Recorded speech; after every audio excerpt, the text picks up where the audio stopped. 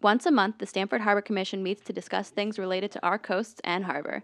At their meeting on Tuesday evening, the Commission discussed a few things you might want to keep in mind whether or not you own a boat, because in a few weeks, a new fishing pier is opening in town. There was some debate as to whether or not it would be replaced. The money was set aside for a replacement pier by the previous administration. When Dan Malloy was mayor, there was a complicated permitting process because it's in an environmentally sensitive area. And I would say, just looking at it, it's about 90% complete. Another topic at the meeting was budget concerns, including the recent funding allotted to the Harbor Commission from the city. Well, the budget is very small. Although now we are fully chartered, and we are beginning to act and do things that a real commission does.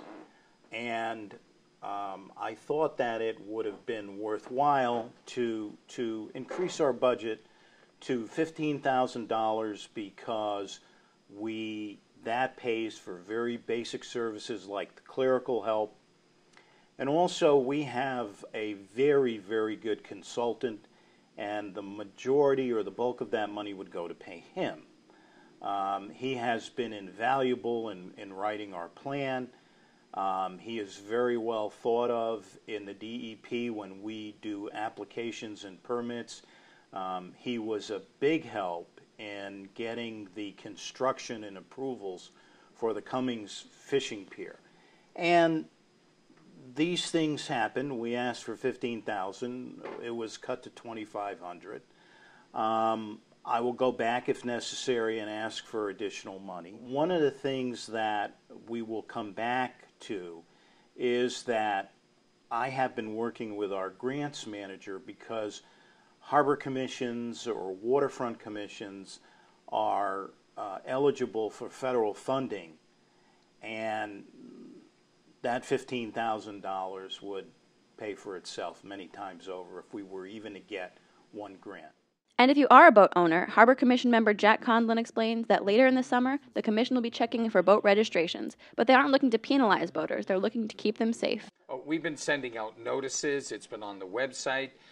We're going out to all of the commercial mooring installers, letting them know if they're putting in any moorings in Stamford, that they do need a permit for that mooring. So we've blanketed the industry as best we could, and that's why we talked about there are some moorings that are still out there that we have no idea who they are, and we want to wait and see if the owners come forward on those moorings as the boating season opens. What we will do is, at a certain point, if the mooring is still out there, it's not registered, no one's using it, we'll put a sticker on it letting the owner know that it hasn't been registered and it's in violation.